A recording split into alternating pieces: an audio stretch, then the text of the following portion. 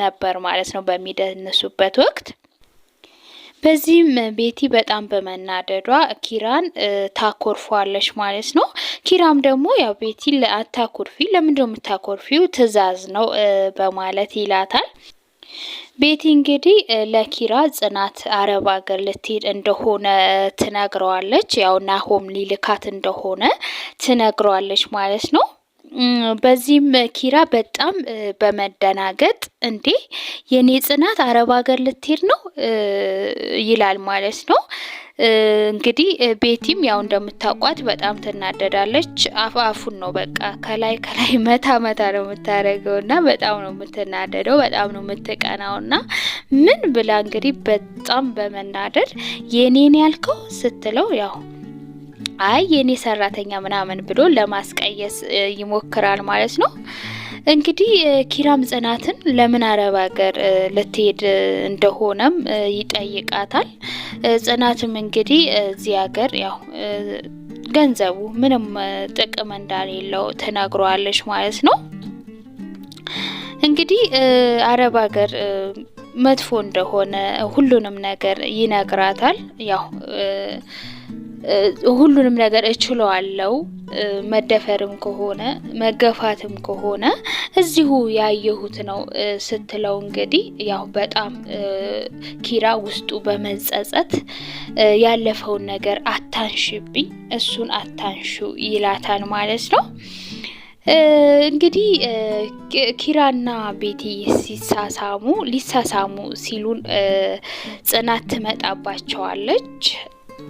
እውነት ኪራ ቤቲን ከልቡ ሊስማት ነበር ወይንስ ጽናትን ለማናደድ ነው?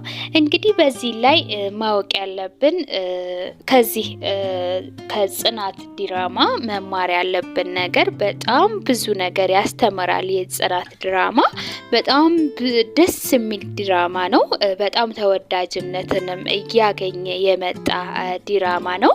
በውስጡ እንግዲህ የምንመለከተው አሁን ጽናትን ስናያት የጽናት ገጸ ባህሪ በጣም ደስ የሚል የተረጋጋች፣ እውነት ለመናገር የሆነ በቃ ሳያት ሁሌ ሳያት ብሰማት ሁሉ ደስ የምትል በቃ አላ አይደለ የሆነ ነገራቶች ረጋ ብላ የምታስብ ችግርንም መገፋትንም ሁሉንም ነገር በውስጧ ምቅ አድርጋ ይዛ ለአባቷ ማሳለፍ ለአባቷ መድረስ የምትፈልግ በጣም ደስ የምትል ገጸ ባህሪ ነው ጽናት የምትጫወተው ገጸ ባህሪ ማለት ነው።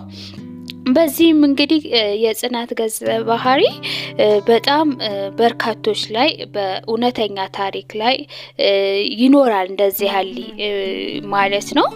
ስለዚህ ከዚህ ላይ ብዙ ትምህርት እንማራለን። እንዲሁም ደግሞ ቤቲ እንግዲህ በጣም ፍቅር በነገራችሁ ላይ በግድ የሚሆን ነገር አይደለም። ፍቅር ተፈላልጎ ሲሆን ነው እና ቤቲ እንግዲህ በጣም ትቀናለች በጽናት በጣም ትቀናለች። እንዲሁም ደግሞ እንዴት ሰራተኛን ለሰራተኛ ይሄን ያክል ቦታ ይሰጣል በማለት ቤቲ እንግዲህ በጣም የበላይነት ስሜት የምታሰማ ካራክተር ናት እና ይሄ ደግሞ እንደዚህ መሆን የለበትም። ሰራተኛ ክብር ነው። ሰራተኛ እንደማንኛውም ሰው ነው። የሚለየው ያው በገንዘብ ነው እንጂ በምንም ነገር ሊለይ አይችልም። ሰራተኛም ይሰራል፣ ያልፍለታል። ስለዚህ ሁሉንም ሰው እኩል ብናይ፣ ፍቅር ደግሞ እኩል ነው። ፍቅር በነገራችሁ ላይ ሰራተኛ አይመርጥ፣ ቀይ ወፍራም አይል፣ በቃ ያላት ያሌላት አይል፣ ውበት አይል፣ ሰዓት አይመርጥ፣ ጊዜ አይመርጥና በሆነ ታይም ላይ ሊይዛችሁ ይችላል ፍቅርና እሷ ግን ሰራተኛ ፈቀረ ብላ ሰራተኛ እንዴት ወደደ ብላ ስታጣጥላት ያየን ነውና በድራማው ማለት ነው። ስለዚህ ይሄ መሆን የለበትም ማለት ነው። ሁሉም ነገር እንደሚያልፍ እንግዲህ ጽናት እያስተማራችን ትገኛለች።